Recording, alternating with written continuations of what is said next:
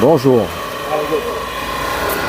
Donc, on va faire un petit tour de la machine là, pour présenter les différents éléments.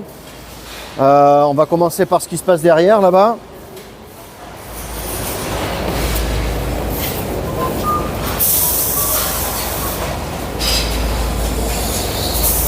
Alors, comme sur votre ancienne machine, hein, comme sur le Quattro, il y a un transfo qui transforme le courant, enfin la tension en 220, en triphasé 220 pour la machine. Les Japonais, ils fonctionnent comme ça, en tri 220, donc ça sert à ça. Et en plus de ça, c'est un transfo d'isolement. Donc quand il y a des surtensions sur le réseau, ça protège aussi la machine, quoi. Voilà. Donc à allumer et éteindre à chaque fois, il peut rester en route. En général, les clients le laissent en route, mais ça, malgré tout, ils consomment un petit peu quand même si la machine n'est pas sous tension, quoi. Donc pour moi, le mieux, c'est de le couper. Le seul truc qui doit rester sous tension, c'est ça. Okay. Ça, c'est le refroidisseur. Quand la température baisse en hiver, là, il y a un système de réchauffeur à l'intérieur qui maintient la température pour pas que ça gèle, quoi, surtout. D'accord ?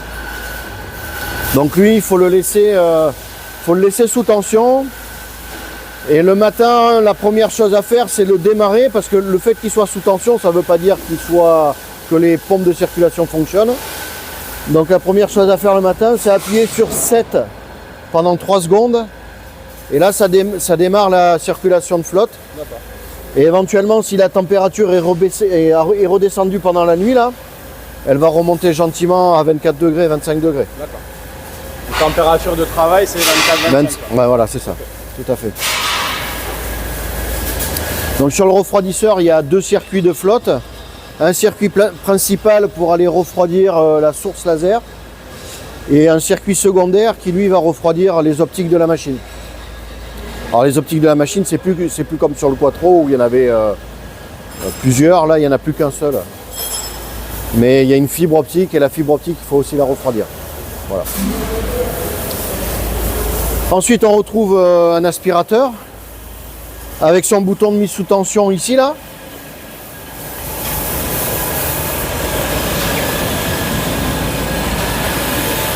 Donc c'est la seule chose qu'il y a à faire là-dessus, sachant qu'il garde en mémoire le dernier mode utilisé. Celui-ci, c'est le mode automatique.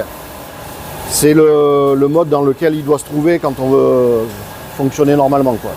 Après, on peut le forcer en manuel, mais c'est plus pour le service et c'est protégé par un mot de passe.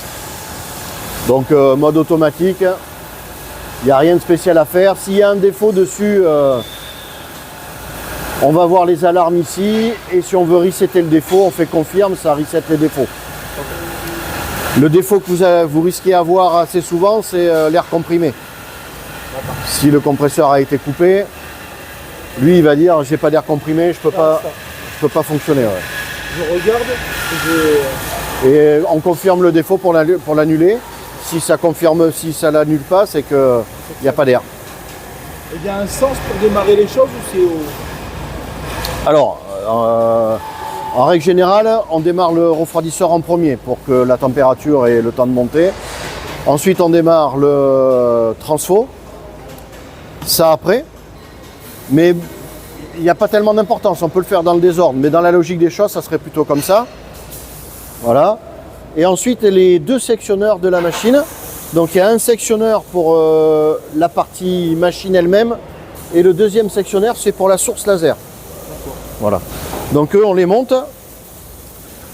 Par habitude, on monte l'oscillateur en premier, donc la source.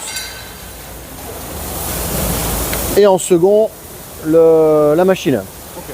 C'est des sectionneurs qui sont réarmables, c'est-à-dire qu'avant de les basculer sur on, s'ils ont été coupés en automatique par la machine, il faut bien les valider sur le off avant de les remettre sur on. Okay. Voilà. J'ai pas bien suivi.